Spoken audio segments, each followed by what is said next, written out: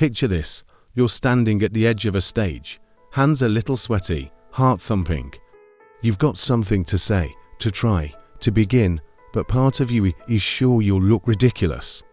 People will laugh, you'll mess up, you'll be the fool. Here's the twist, that feeling isn't a warning to stop. It's a signal. It means you're standing in the doorway of growth. The fool isn't the clown we avoid. Becoming the fool is the first courageous version of us that every new chapter requires. This idea didn't appear out of thin air. The fool has walked through stories for centuries. Medieval jesters wore bright clothes so they could speak plain truth to kings. Humor softened the blow. Shakespeare's fools saw clearly while rulers stumbled. In tarot, the fool is card 0, the beginning before beginnings, a traveler with a small pack under wide sky. Tricksters in world myths, Hermes, Anansi, Coyote break stiff patterns so something new can happen. Modern psychology echoes the theme. Beginner's mind in Zen invites openness. Growth mindset reminds us that skill grows with effort, and psychological safety at work gives people permission to risk being wrong on the way to being right.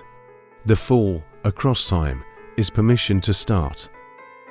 Why do we fear being the fool so much? Because our brains are social survival machines.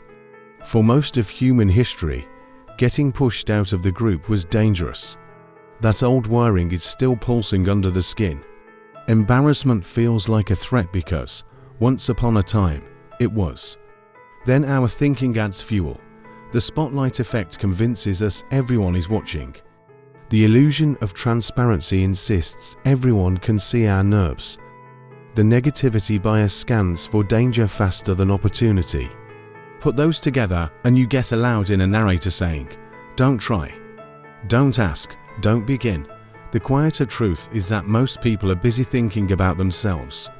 Your disaster barely registers, and even if it does, it fades by lunch. Now meet the fool as an archetype, not a punchline. The beginner, the brave outsider, the truth teller in odd shoes. The fool lowers their status on purpose. By not pretending to be perfect, they make room for questions other people won't ask and truths other people won't say. The costume of foolishness is a kind of armor. It protects honesty. When you start as the fool, you stop performing competence and start pursuing it. There's a paradox here worth treasuring. Beginners see what experts miss. Expertise gives you maps. Beginnings make you look at the terrain. When you're not fused to a system yet, you're not blinded by its habits.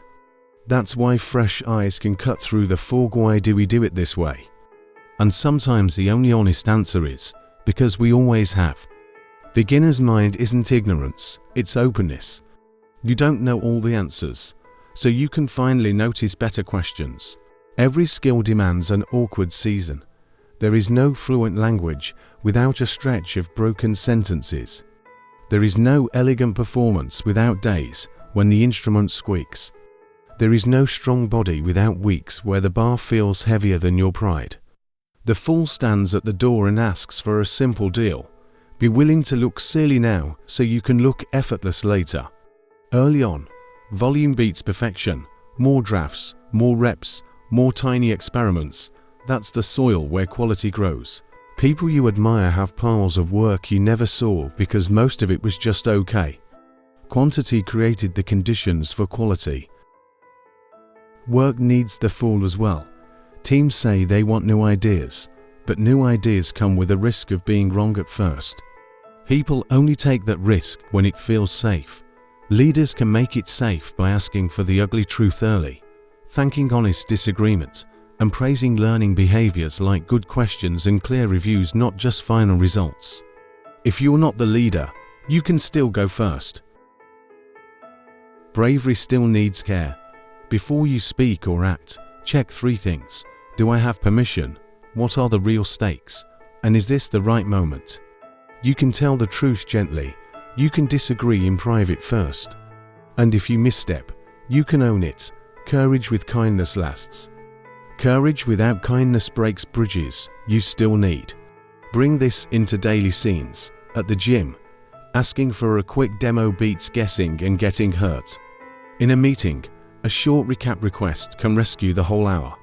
In dating, a clear statement that you like someone, with no pressure either way, is brave, kind, and survivable. Whatever the answer, your dignity stays intact. Creativity lives here as well. Perfectionism smothers it. Give your work a low-pressure label in your own mind, something like version 0. Share it with one trusted person. Ask for one note. Use what helps and keep going.